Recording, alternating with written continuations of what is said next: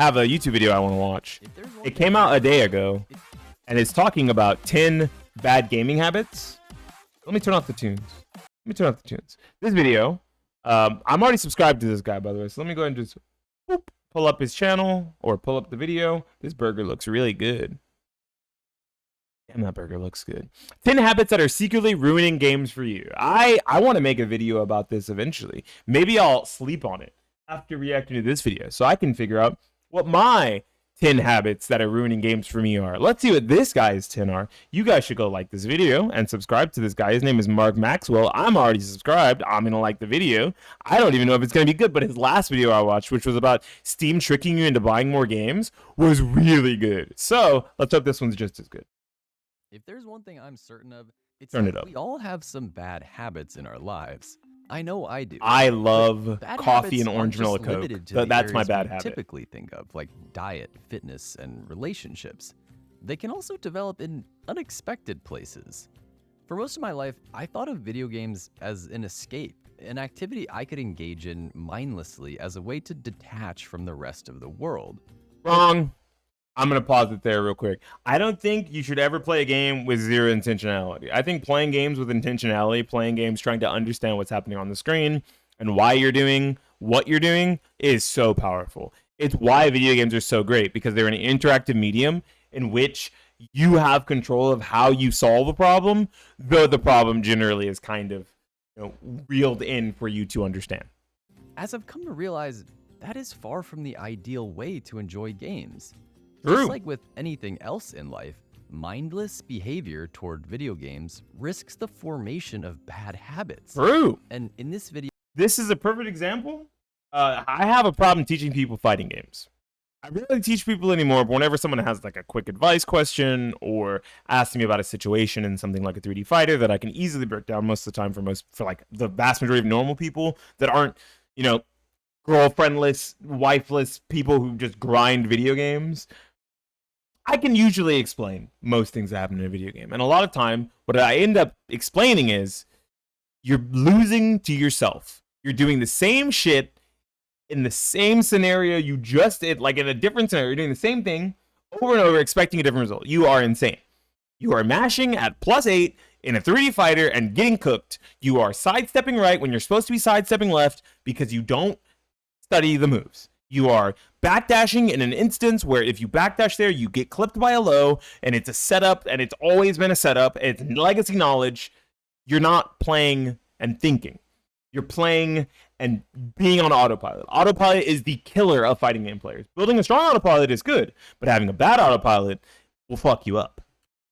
I want to shine light on 10 of those habits that I've personally struggled with over the last couple decades. Often, these habits can go completely unnoticed, slowly sapping the fun from an activity we used to find enjoyment in.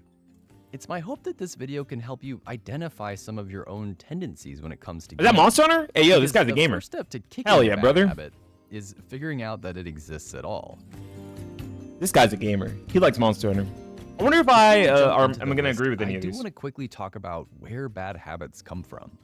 The simplest explanation is that they form because our brains prioritize immediate rewards over long-term benefits, which are often less tangible and therefore difficult to quantify.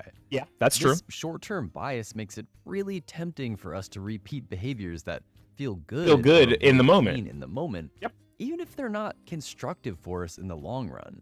Playing your favorite idle or cookie clicker game, or like game where you're not actually doing anything, is probably not good for your, actual brain in the long term. Like it's brain rot content in game form. You should probably be engaging with the game and its systems more often than not. Like idle clickers and like games that basically play themselves, probably not a good thing to play when it comes to actually trying to enjoy video games. That's just my opinion, but that's one of those things that I think of, right? Or like I woke up in the morning, I grab my phone, I scroll social media. Right? Because I see funny meme, haha, I click funny meme. It gives me, engagement in the moment and happiness in the moment, when instead maybe I could have read an article or a book or probably just an article. I'm not reading a whole fucking book when I wake up first thing in the morning, but you understand what I'm saying. In Atomic Habits, James Clear defines this as the cue, craving, response, reward loop. To put it in gamer terms, imagine this loop for save scumming. The cue for that behavior would be approaching any potential conflict, decision, or risky situation. The craving is the desire for safety and control within that situation. The response to that craving would be deciding to open up the menu and quick save. And finally, the reward is the immediate relief you feel from knowing that your actions now have no permanent consequences. Because you can just restart it. You can simply reload that save and try again for your desired outcome. Although save scumming rewards you with relief in the moment, over the long term, you may miss out on a lot of the tension that makes games exciting to play. All right, now that we have a little background on how these habits form, let's look at the ones that have given me the most trouble so far in my gaming career. Number 1. I just want to let you guys know that's Street Fighter 6 lobby music for the arcade place. I can't remember what it's called. Juggling too many games at once. True. Okay, look. Some of you guys are gamers and you have like a lot of time on your hands. But if you don't have too much time on your hands, I don't think you should be playing 6 competitive shooters, a fighting game, a card game, League of Legends, Dota, and 2 JRPGs of 10 plus hours. You are a crackhead. You are addicted. You need to seek help. There is clearly something wrong. I'm a firm believer that we're living in a golden age of video games right now. There are literally thousands of amazing titles accessible in an instant thanks to the magic of the internet. Yeah, you have a lot of time. Great, but it's also a rush. If you find it difficult to stay committed to a single game at a time, you are not alone, my friend. I've struggled with this on and off for a long time. I beat Cat Quest 1 and now I've started Islet. I'm going to beat Islet and then I will start Cat Quest 2. Also found out that my save for Cat Quest 1 never finished because I finished the game and I never saved it, I guess, and I turned it off and now I'm back at the second dragon at a 4. Motherfucker. And it's only become more difficult as I've accumulated more consoles and enrolled in more subscription services. That Little Kitty Big City, let's go. I talked about this in my very first video on the channel, but I believe that our best chance to find satisfaction in games is to commit to them. Yeah. Unless they give us a legitimate reason not to. Whenever I've tried to rotate between 3 or 4 or 5 different games without fully committing myself to any of them, it's left me feeling unfulfilled. Not only does it require a lot of energy to decide which of those I'm going to play on any given night, but it also makes it tough to get in the groove with any of them. Also, it leads to decision fatigue or decision paralysis. If you have a job, if you have a family, and you're making a lot of decisions throughout the day, like what to eat with the kids, where you're going shopping to get groceries, what you need to do at work, how are you going to solve a problem at work, how are you going to solve a problem in life. You're figuring out all these things and you're making all these decisions. And at the end of the night, now you have decision fatigue. So you either make a bad decision and pick the wrong game and turn it off, and now you don't game for the night, or decision paralysis, where basically you just say, you know what, fuck that, I'm going to sleep or I'm turning on Netflix. If limiting yourself to a single game at a time is a terrifying thought for you, at least consider compartmentalizing your play into explicit settings or moves. Ooh, that's RoboQuest. That game looks sick. It's much easier to sustain. I played the demo. It was really fun. Multiplayer game, one travel game, and one primary single-player game at a time. Monster Hunter's not single-player, but okay, I understand. 70+ hour RPGs that you're trying to play. I get what he's putting down. I'm picking up what he's putting down. I won't lie to you and say it's easy to maintain this kind of discipline, but if you try it for yourself, I think you'll come to the same conclusion that I have. Number 2, not knowing when to put a game down. This has happened to every competitive player. You are in the worst mindset for the game. Monster Hunter is kind of a single-player game. Lie to me and tell me it's not better with friends. It is. It's even better with randoms than it is with single player. Like, let's be honest. Okay, it's designed. Multiplayer feels good, so you don't need the single player. Right? If I booted up Gunfire Reborn and I did matchmaking, it would probably still feel good. The game feels good solo, but it feels better with people. Anyways, number 2. This is what happens to anyone who's ever been a competitive player, and the reason why I say that is because every competitive player has been in a spot where they're playing the competitive shooter or competitive fighting game or card game that they've invested and sunk a lot of time into, and it's like a sunk cost fallacy of they've been playing this game for 1,000+ hours, and maybe there's some revenue coming from it, whether that be streaming or actually making money at tournaments or LANs, cash cups for Fortnite, whatever, right? and they are in the worst spot that they've ever been in the game mentally. They don't like the season. They don't like the changes. They don't like the current card pool. They don't like the character balance or the gun balance. And they don't put the fucking game down. Or they have some other problem with the developer or the lack of player base, whatever. And they don't put the game down. And instead of enjoying the video game, they play it out of habit. I think this is every Destiny 2 player to ever exist. I'm sorry, you can't convince me that someone fucking likes Destiny 2. That's what not knowing how to put a game down looks like. In the last habit, we talked about commitment being a key ingredient to finding satisfaction in games. This is the other side to that coin. Let's see a stars. Commitment can go too far to the point where Tavern Keeper, yo, let's go. Realize that spending more time with a game is actually causing more harm than good. I fell victim to this when I was playing through Tales of Arise a few years ago. I thought this was a good game overall, but like many JRPGs, the combat was starting to get pretty repetitive as I neared JRPGs? The only JRPG I like is Monster Hunter. Let's fucking go! Hour 40, 50, 60. That was just too much Tales of Arise for me. Boring. But after putting that much time in, I did want to see how the story played out in the end. So I put my head down and trudged through the last 20 hours. Looking 20 hours? You continued to play a video game you didn't like for 20 hours. Look, for reference, I fucking hate the current Fortnite season. I only play actual Fortnite Zero build, Battle Royale, not Reload, with my wife because she likes the actual current season. She's fine with it, right? All the Doom stuff, the jetpack, and the Captain America, Tony Stark shit, the Iron Man. Why the fuck did I say Tony Stark instead of saying Iron Man? All of that stuff, she's a fan. She's cool with all that stuff. Me, I fucking hate it. So I avoid it unless I'm playing with her because guess what? Inherently, playing with her makes video games more fun. But if it's just me, no, I'm gonna fucking rage and be mad. I'm turning that shit. I'm not getting through 20 hours of Fortnite solo. It's just not gonna happen. I don't think you should do it in a single player game either. I should have stopped playing as soon as the game started to hell yeah, brother, you sure should have. Like a chore.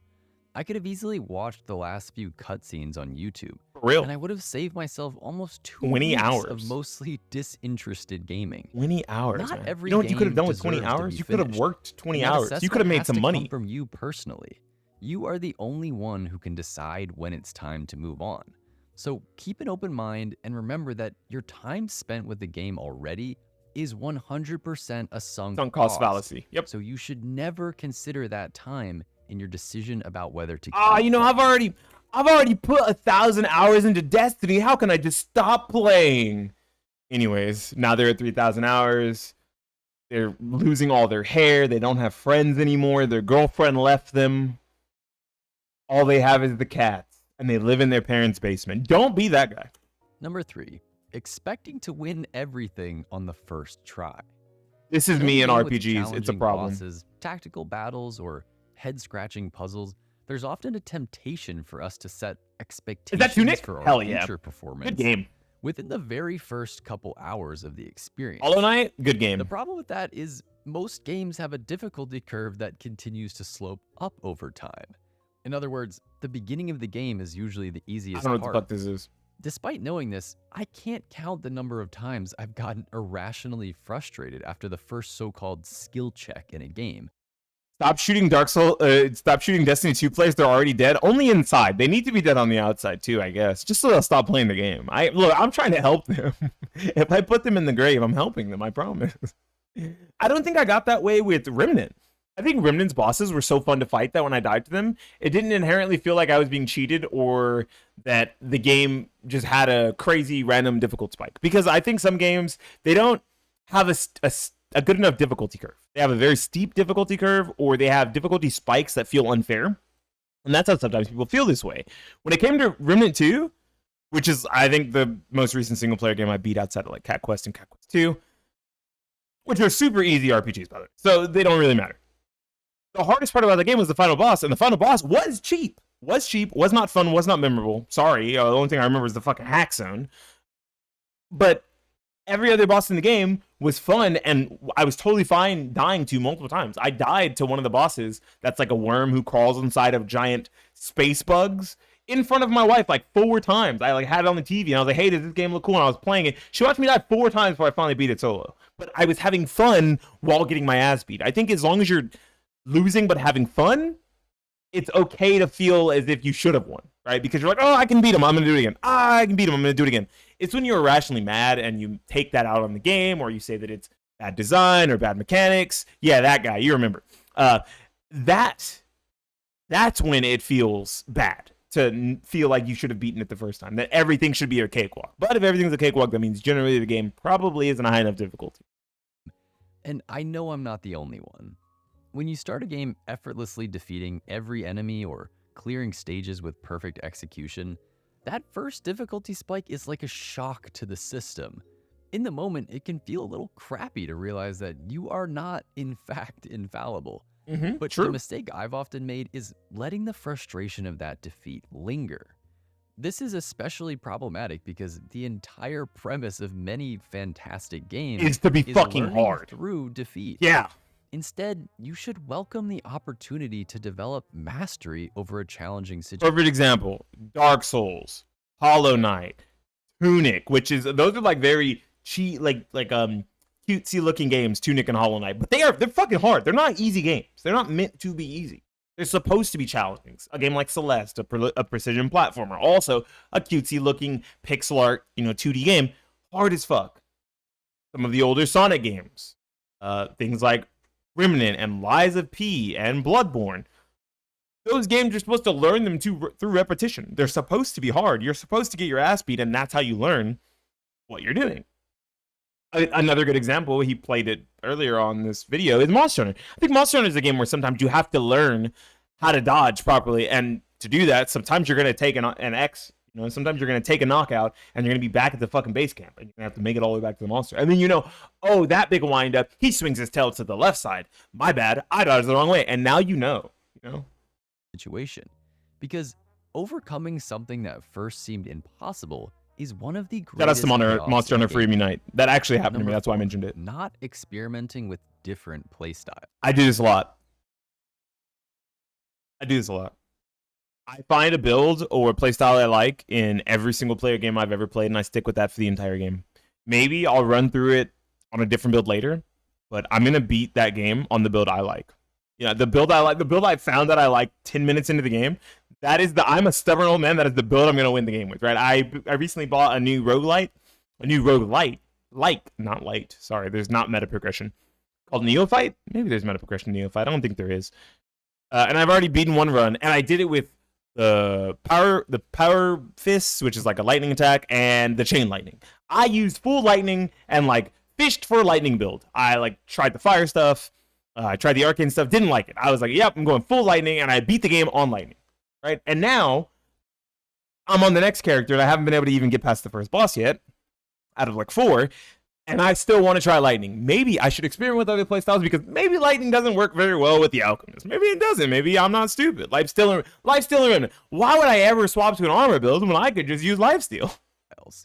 We all have our comfort zones when it comes to games. These are the character Why would I play classes, Stone Skin when I could weapon use dual choices, wield? and strategies that come most Agreed? naturally to us. Maybe you tend to gravitate toward big swords over bows and knives, or you like to over-prepare for situations rather than rushing in and seeing what happens. I fucking love this clip. Also, I will say, it was very...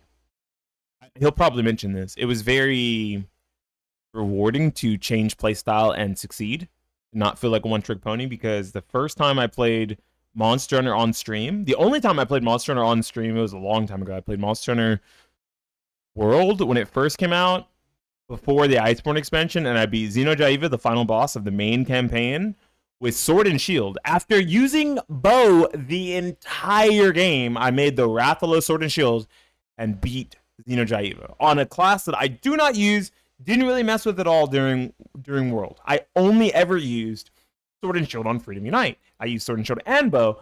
All of World, I only played bow. Even after that, even during the Iceborne expansion. Oh my god, he just ran in. Personally, I'm a sucker for a good spell. Magic-based characters often have strong AoE potential, and I can usually cast spells while keeping some Dragon's space Dogma 2? Is that what you're between talking me and about? my enemies. I've played mages in a lot of different fantasy RPGs, but if I'm being objective, it's not always the most enjoyable experience. Don't worry, stream can see your chat. I mean, YouTube can see your chat message. Don't worry, chatter. Build. Even by level 40 or 50, I was still just running around popping off glintstone shards at anything that moved.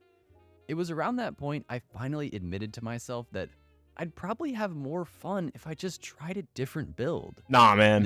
I'm trying to run through the game the easiest way possible. Depending on how attached you are to your playstyle.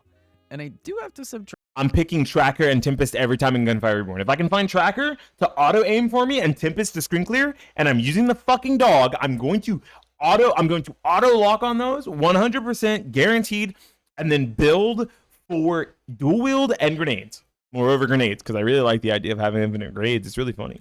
Tracked a few points from Elden Ring for making it not that accessible to players. But after tossing away the comfort of a familiar playstyle, I have not once regretted my decision to try something new.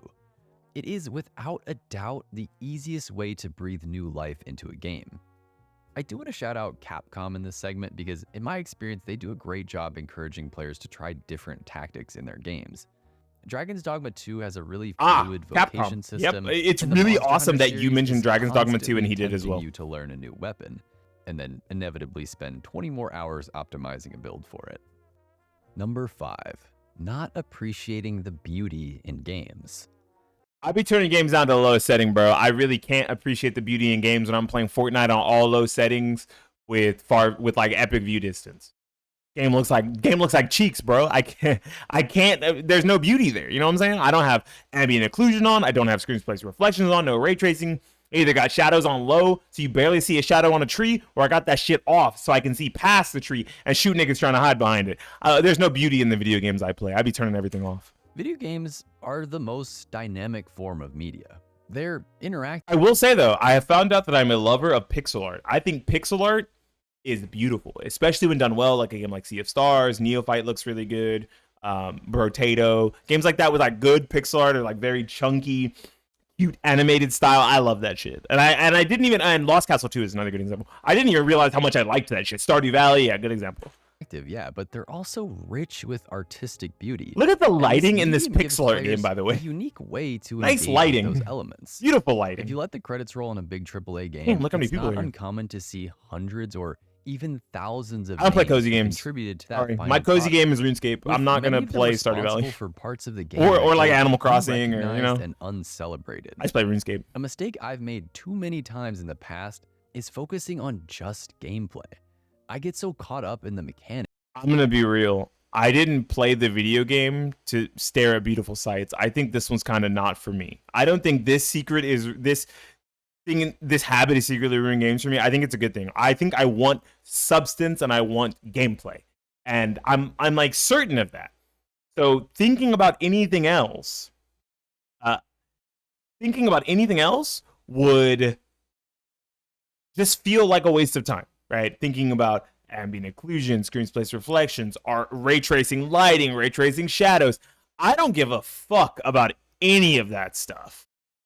I just want tight, precise, fun gameplay. That's what I want. Or loose, fun gameplay. Like in some games that are wild and you're zipping all over the place, zippity doo dah. That's cool too.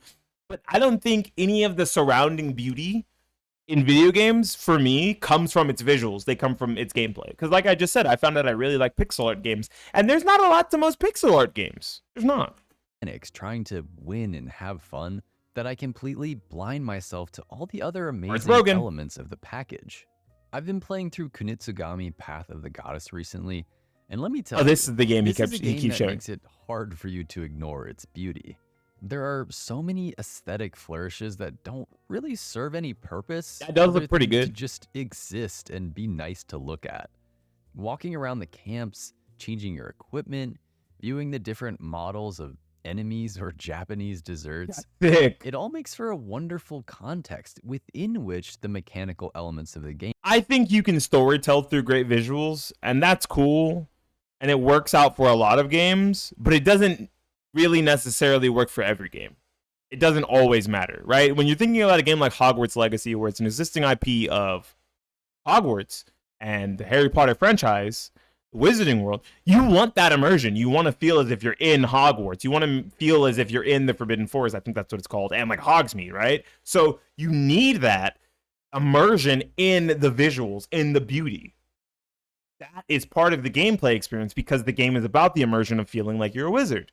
In games where, I don't know, like Ghost of Tsushima or Sekiro, they have an Asian-inspired feeling, but they don't really need to tell their story through that when they're telling their story through their battles and their cutscenes. Game can operate. But not every game is so upfront with its presentation. So the next time you load into your favorite game, take a few minutes to just look at stuff. Appreciate I don't think I will. The design, listen to the sounds, and immerse yourself in the music. Sometimes the music will get me. Dude, I'm a sucker for good music in a video game. Number 6, overindulging in competition. What do you mean by that? With my dominant play personality being a competitor, oh shit, I have at many points in my life Battlefield 2042 intoxicating draw it is. Competitive multiplayer games. I want to see what he means by There's this. no feeling quite like outmatching I think he just called me out. Real player. When your reflexes are dialed in and nothing can get in your way, it's hard to imagine any other gaming experience topping that. But as anyone who's played these kinds of games knows, you are signing up for a roller coaster every time you log in. With those highs, so also come lows. the lows. Yeah. Even if you're performing at the peak of your skill level, these games will eventually pit you against opponents who are even better. And if you get a few of those matches in a row, it is a recipe for a spaz out. That only happens if you are not in control of your emotion. I think you can overindulge. There's no such thing as overindulging in competition if you are naturally competitive and understand what good competition looks like. And that if you're trying to be good, it's good for you. I get my ass beat in Fortnite Reload. Fortnite Reload has either less bots or no bots. And I actually really like it in comparison to the normal Fortnite. But it's harder for me, right? Not because of the jetpacks and the Captain America shields and all that. That stuff, if I picked that shit up, the game would be easier. But I don't want to do that. I want to shoot people. And the shooting mechanics is what keeps Fortnite fun for me. Knowing that I'm dying to someone who outplayed me with gun skill keeps the game fun. Knowing I died to someone who outplayed me with movement, with porta bunkers, feels good for me. I'm cool with that. I say the same thing about something like Paladins that I played a lot of. And there was a lot of instances where you would die to a combination of team-ults from like, you get like a Ceres into a Drogos into something else, and you're like, wow, our team just got wiped. That was fucking sick. And you'd be mad for a second and realize, wow, that was really good team synergy from the enemy team. They coordinated that very well, found us on a choke point, found us on an off angle, pinned us there, and killed us. That's beautiful. That's awesome. That is the beauty of it. There's no such thing as overindulging in competition if you don't have the brain of a man-child, right?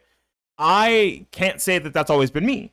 There's been instances where I would be mad about things that were out of my control, where I'd be mad about things that were in my control, and I didn't want to admit that it was me that was the problem. I'd be mad and get tilted playing someone who is just as good as me, or slightly stronger than me, or edging out rounds or edging out gameplay decisions where I felt as if, oh man, if I just won that interaction, I won the game, and I've lost like 3 or 4 times in similar-ish situations, right? That is the kind of thing that he means by overindulging in competition, like not letting it go when you realize that you're too tilted to continue functioning properly, especially in the video game, maybe even outside of the video game, and taking those decisions and that anger and like taking it into the real world. Just don't do that and you're fine. I don't do that anymore. Like I get mad, I get tilted playing a video game. I don't scream, I don't yell. I'll say, wow, that really fucking sucked. And then I just like move on.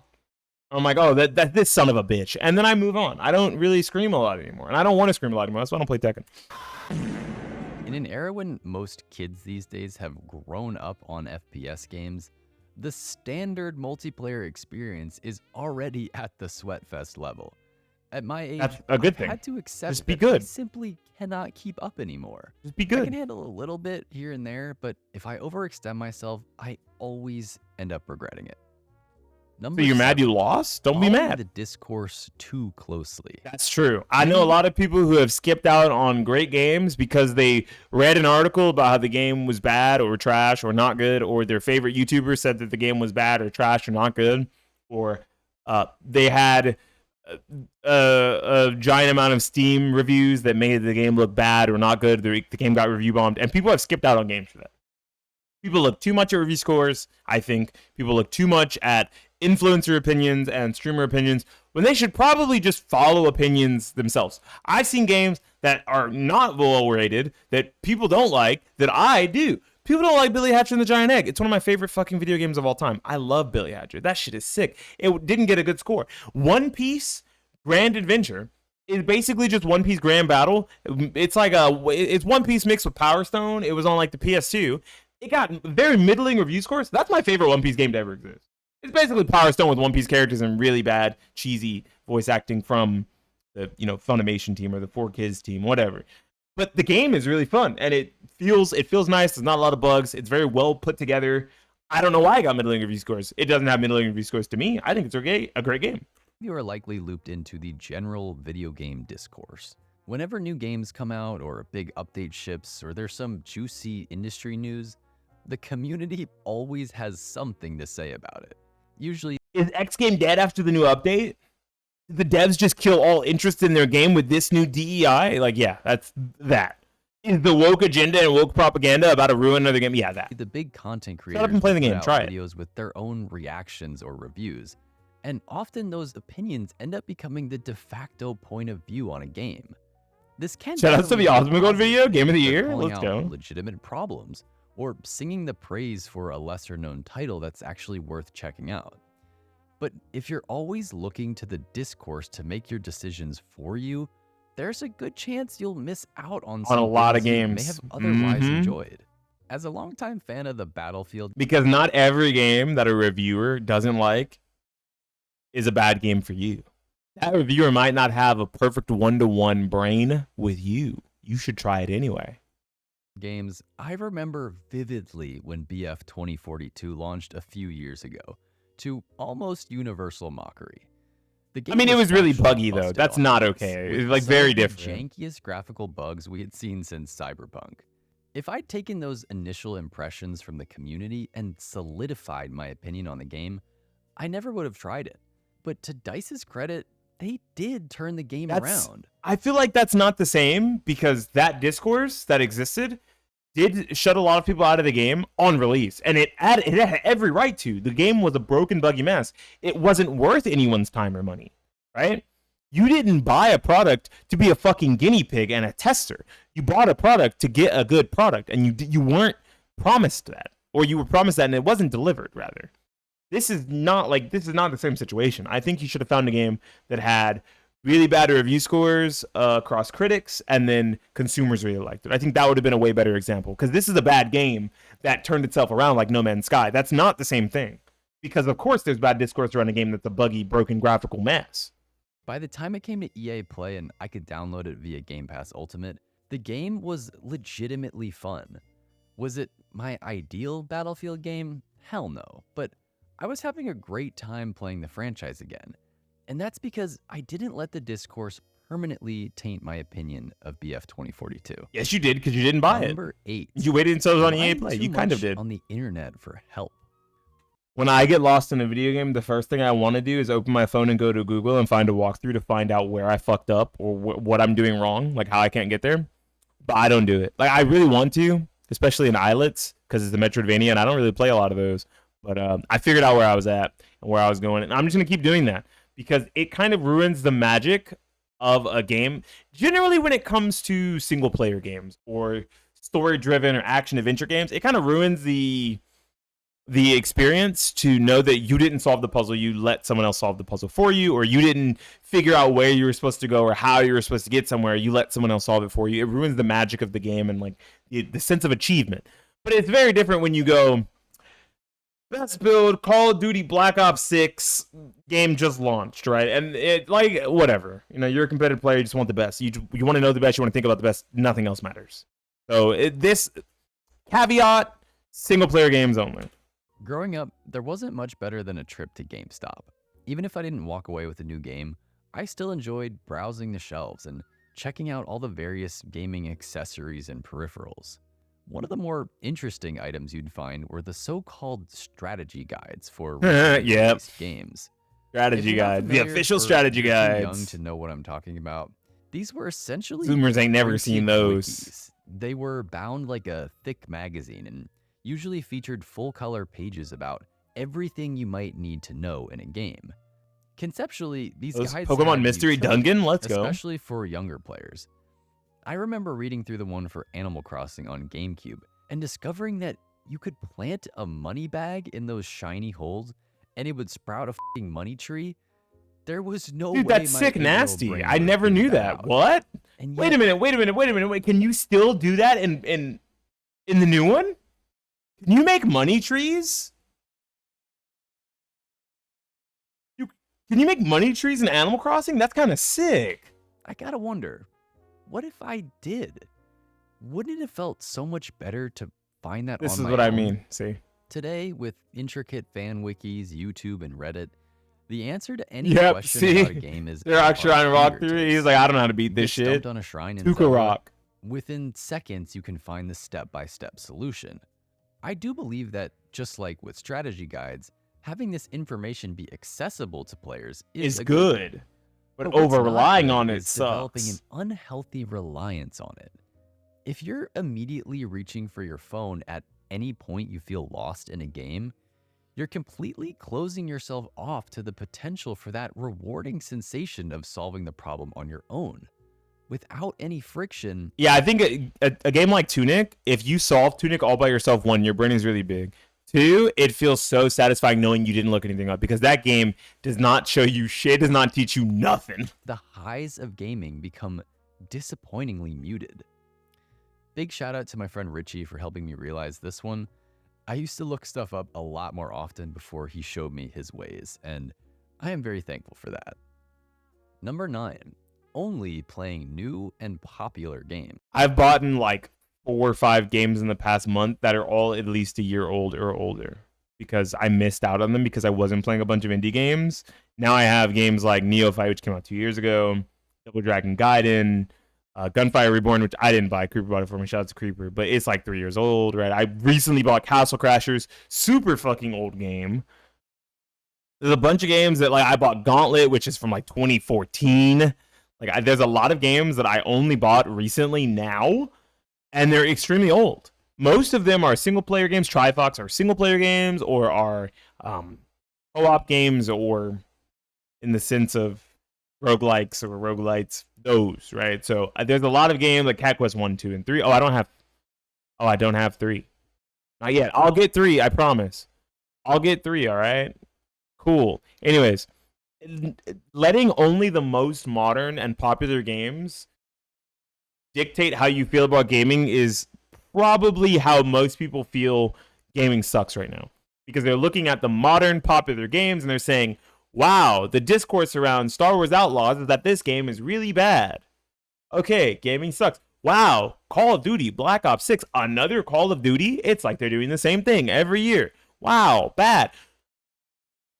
Assassin's Creed Shadows. Holy crap, why is there a black guy in my Japanese feudal game? What the fuck? Bad game. And they're just like, okay, gaming sucks. Gotta go. See you guys in 2 years. Like, the excitement of downloading a newly released game, is that Warhammer? One that's Colonial hyped up by a bunch of marketers and content creators, is always thrilling. Space Marines 2? Is it Colonial Marines or Space Marines? I don't fucking know. I don't know words. Thousands of other players around the world can really make you feel connected to the community.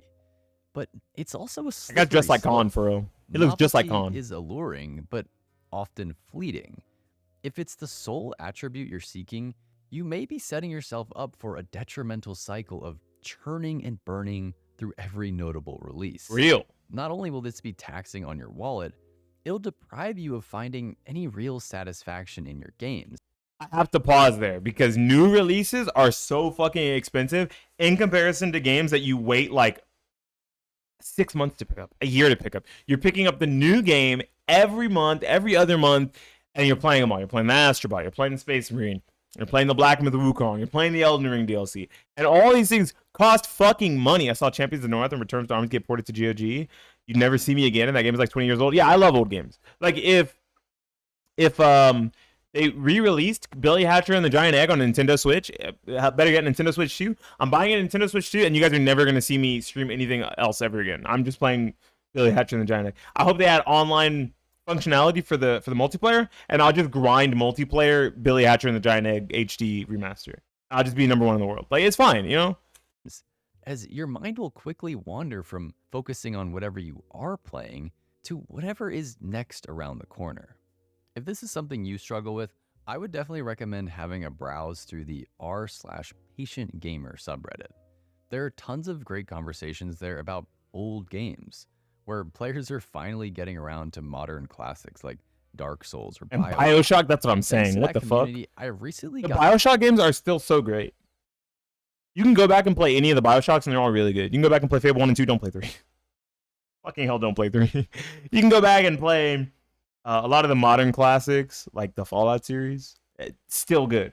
The Batman Arkham series, still good. You don't need to play the latest and greatest. Got hooked on this game called Mobile Golf for the Game Boy Color, which was a sequel to Mario Golf that never got a Western. Is that Luigi? That is. It's just it's a sequel. That's Luigi. It's got to be Luigi. Story stuck, but the gameplay was good. And it came out. Yeah, the gameplay was good. The story sucked. That was the problem. I mean, you play Fable for the story, don't you? Like Chicken Chaser. Anyway, 23 years ago. Chicken Chaser. Old does not mean bad. Number 10. Okay. Binging video games without adequate balance in your life. Bro, every gamer ever. This one should have been I guess he was going in order of like least detrimental to most, maybe. Because number 10, this is every gamer ever. This is why you guys fucking say you hate video games. You don't do anything else. You don't go outside. You don't hang out with friends. You don't have a third space. You don't have jobs. So all you do is binge video games the same way unemployed people binge Netflix and they say there's nothing fucking good to watch. It's your fault there's nothing good to play because you don't stop playing stuff. Stop fucking playing video games. Go outside. See the world. Touch grass. Pet a stray cat. I don't care what you do, just don't sit in front of your computer monitor all day playing video games. This one is where we get a little serious. If you're watching I played Fable to punch chickens and overprice the rent on my properties. You're a real piece of shit, you know that, right? Just as I do. What's critical to acknowledge about video games... I'm sorry, was that a 3-monitor League of Legends setup? Games. This guy gets no bitch. He's never seen a woman in his life. Just as I do. What's critical to acknowledge about video games is that they are a highly streamlined, precisely tuned tool for delivering dopamine. This, of course, is one of the primary feel-good neurotransmitters. Oh, that's what he's gonna say. If you spend all of your time always getting dopamine hits, you turn into like a crack fiend, right? Where you smoke a little bit of crack to start. Bad reference, but we're gonna do it. Okay, I'm already committed. The first time you smoke crack, you smoke a little bit, and you're like, oh, hell yeah, I'm super fucking high. Then the next time you smoke crack, you got to smoke more crack to get the same high you got the first time. And then the third time, and the fourth time, and the fifth time, you have to smoke even more crack than you had to the second and third and fourth time to get the same amount of high you got from the first or second high. Drug Dealer Simulator 2 player confirmed? No. Look, I'm talking about real life experiences here. Not me, not crack. But... generally, the more you do something that's supposed to be some sort of a dopamine or a pleasure-inducing thing, the more you have to do it for it to be a dopamine hit anymore. So if the brain neurons get fired when you play video games and you feel that euphoria, you have to now play more and better video games every single time if you do nothing else in between as a palate cleanser. That's what he's going to say. Brain. Dopamine drives pleasure, motivation, and reward. But it also plays a central role in addiction and compulsive behaviors. As Dr. Anna Lemke I talked about crack, and he said addiction. Dopamine Nation, our brain seeks to maintain a sort of equilibrium when it comes to dopamine. Chocolate, social media, gaming, pain. What the pleasure and pain. Got it. Okay, my bad. If we continuously expose ourselves to potent dopamine-producing activities like gaming, chocolate, the brain will actually respond by decreasing dopamine activity, which can lead to feelings of withdrawal or emptiness, often followed by cravings and increased pleasure-seeking behavior. Fair. And over the long term, chronic consumption of video games will build up a tolerance in your brain. That means you'll need more games or more stimulating games to feel that same pleasure response. I don't know if this worked on me, though, because I've worked backwards. I went from like only AAA fighting games and occasionally shooting and like single player games, like the Monster Hunters, the Remnants of the World, to play and like very simulating games like Magic the Gathering and Yu-Gi-Oh, because you have to use your brain a lot playing card games, to playing shit like Cat Quest and Islets. So I don't know. Maybe my brain is wrong. It doesn't like, and I'm having a blast. I'm like, oh shit, this simplicity shit. I fuck with it. That you crave. To break this cycle, some form of abstinence or regulation is needed. I also have a job. Probably heard of That's my abstinence, fasting, which is essentially except now I can play at work because I have a gaming handheld. High pleasure activities.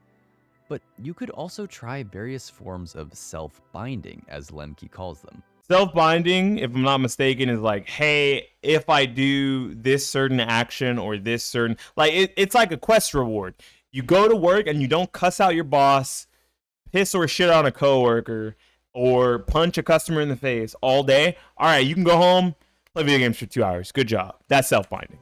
Which are basically rules you set for your own consumption behavior.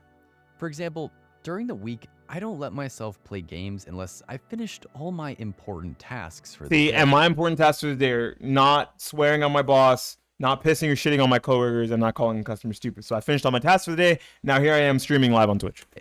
Which usually includes making dinner, exercising, working on my next video, and other admin stuff.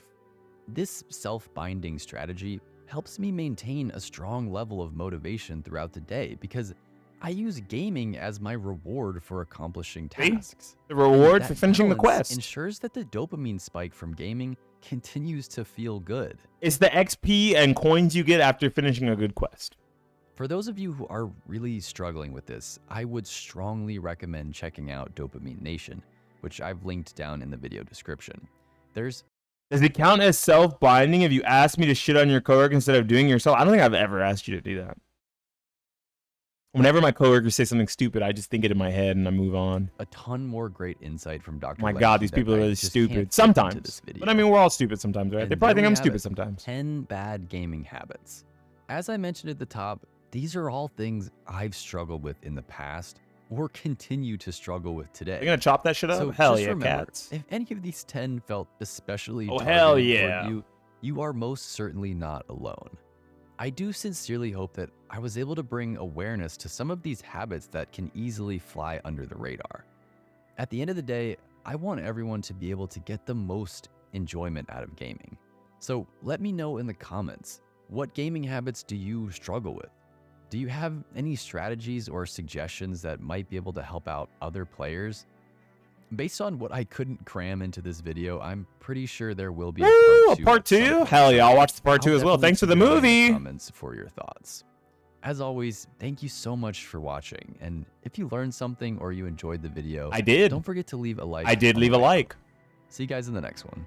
I really liked this video. I think this video was really good, and most of these points are something that, like, every gamer can probably find at least 5 points in this video that they've at some point struggled with or are currently struggling with.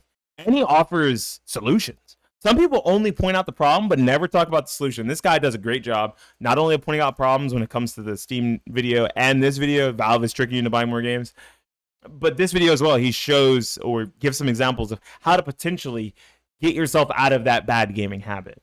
Maybe I'll make a bad gaming habit video, but you guys know me. I'm just going to like write them on a note paper and then boom, put the note paper on the screen and talk about them. Because of course I also have some bad gaming habits. I don't know if I have 10. I really got to sleep on it. I really got to think about it. I think you guys should too. You guys should sleep on it, think about it, come back to this video, like it, and leave your bad gaming habits in the comment section down below on his video or on mine because it's going up on YouTube. Thank you guys for watching. Thank you. I hope you guys enjoyed the movie. I'm going to watch more of this guy's movies later. Next time this guy uploads a video, I'm watching it on stream. Thanks.